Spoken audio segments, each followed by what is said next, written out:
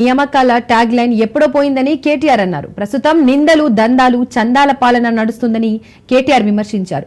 దేశంలో ఏ మంత్రి పనిచేయని విధంగా తక్కువ కాలంలోనే ప్రాజెక్టులు పూర్తి చేసిన ఘనత హరీష్ రావుదని కేటీఆర్ కొనియాడారు. సుంకిశాల ఎస్ఎల్బీసీ టన్నెల్ కూలిన కేంద్ర బృందాలు ఇప్పటి వరకు రాలేదన్నారు. మేడిగడ్డలో చిన్న పిల్లర్ కూలితే రాద్ధాంతం చేస్తోందన్నారు. కాంగ్రెస్, బీజేపీ కుమ్మక్కు రాజకీయాలు చేస్తున్నారని కేటీఆర్ విమర్శించారు.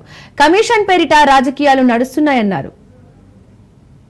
గోదావరిలో అటు కృష్ణలో ప్రతి నీటి బొట్టును వడిసిపట్టి ఒక్క చుక్క నీటిని వదలకుండా కాళేశ్వరం లాంటి ప్రాజెక్టు కాలంతో పోటీ పడుతూ కట్టిన, అట్లాగే పాలమూరు రంగారెడ్డి ఎత్తిపోతల పథకాన్ని దాదాపు 90% పూర్తి చేసిన, సీతారామ ప్రాజెక్టును కూడా 90% పూర్తి చేసి కృష్ణలో, గోదావరిలో సంపూర్ణంగా ఒక్క నీటి బొట్టును కూడా ఒక్కొక్క నీటి బొట్టును వడిసిపట్టి తెలంగాణ రైతాంగానికి, తెలంగాణ ప్రజల ప్రయోజనాల కోసం నిరంతరం పనిచేసింది కేసీఆర్ ప్రభుత్వం. కానీ ఈ రోజు నీళ్లు, నిధులు, నియామకాలు అనే ట్యాగ్ లైన్ ఎక్కడో పోయింది. ఇవాళ ఏం జరుగుతుంది రాష్ట్రంలో అంటే నిందలు, దందాలు, చందాలు. బీఆర్ఎస్ మీద నిందలు, బిల్డర్లతో, కాంట్రాక్టర్లతో దందాలు, రాహుల్ గాంధీకి చందాలు. ఇది ఇవాళ ఈ కాంగ్రెస్ ప్రభుత్వం చేస్తున్న పని. సిగ్గు లేకుండా ఇవాళ నిస్సిగ్గుగా రాష్ట్ర ముఖ్యమంత్రి గాని, అదే విధంగా భారతీయ జనతా పార్టీ గాని నీళ్ల విషయంలో చేస్తున్న దుష్ప్రచారాన్ని తిప్పికొట్టడానికే ఈ రోజు హరీష్ రావు గారు మీ అందరికీ వివరంగా సమాచారం ఇస్తారు.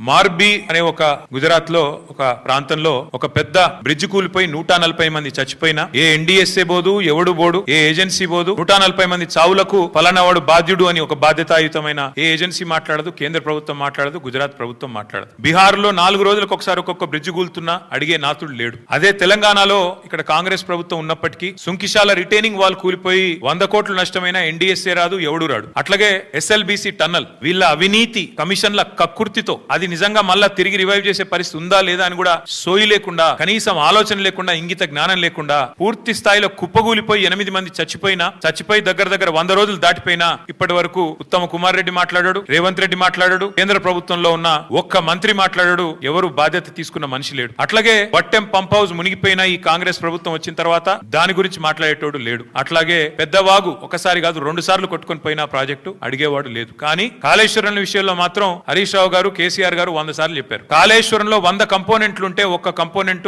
ఒక బ్యారేజ్, అందులో 3 బ్యారేజీలు, 19 రిజర్వాయర్లు, 21 పంప్ హౌజులు, 100 కిలోమీటర్ల సొరంగ మార్గాలు, 1000 కిలోమీటర్ల ప్రవాహ కాలువలు ఉన్నాయి. 100 కంపోనెంట్లు ఉన్నాయి. ఆ 100లో ఒకటి మేడిగడ్డ బ్యారేజ్. అందులో మొత్తం 371 పిల్లర్లుంటే 3 బ్యారేజీలు కలిపి 2 పిల్లర్లలో ఒక దగ్గర పగులు వచ్చింది. దాన్ని పట్టుకొని దున్నపోతూ ఈనింది అని కాంగ్రెస్ వాడు అంటే దుడ్డెను కట్టేయమని బీజేపీ వాడు 2 రోజుల్లో ఎన్డీఎస్ఏ రిపోర్ట్ అని వడ్డించి ఎన్డీఏ రిపోర్ట్ బీజేపీ ఆఫీస్ లో తయారు చేసి ప్రజల్ని భ్రమింపజేసే ప్రయత్నం చేసినారు. దానికి తిరుగులేని విధంగా ఎల్ఎన్టీ అనే సంస్థ, ఏ సంస్థనైతే పార్లమెంట్ భవనం కట్టిందో, ఏ సంస్థనైతే కాంగ్రెస్ పార్టీ కేంద్ర కార్యాలయం కట్టిందో, ఆ సంస్థ మొన్ననే స్పష్టంగా చెప్పింది, ఈ నివేదికను మేము తిరస్కరిస్తున్నాం, ఎన్డీఎస్ఏ రిపోర్టు ఇది చెత్తబుట్టలో పనేయడానికి తప్ప ఎందుకు పనికిరాని రిపోర్ట్ అని చెప్పినారు. అట్లాగే నేను అడుగుతున్నా రేవంత్ రెడ్డిని, ఏ సంస్థనైతే మేడిగడ్డ బ్యారేజ్ కట్టిందో ఆ సంస్థ నిజంగానే పనికిరాంది అయితే కాంగ్రెస్ పార్టీ కార్యాలయం కూడా ఆ సంస్థతో ఎందుకు కట్టించిన నేను అడుగుతా ఉన్నా. కాంగ్రెస్ పార్టీ కార్యాలయం కూడా తెలంగాణకి వెళ్ళిపోయిన మూటలతోనే కట్టిరు. మీరు అందరికి తెలుసు అది.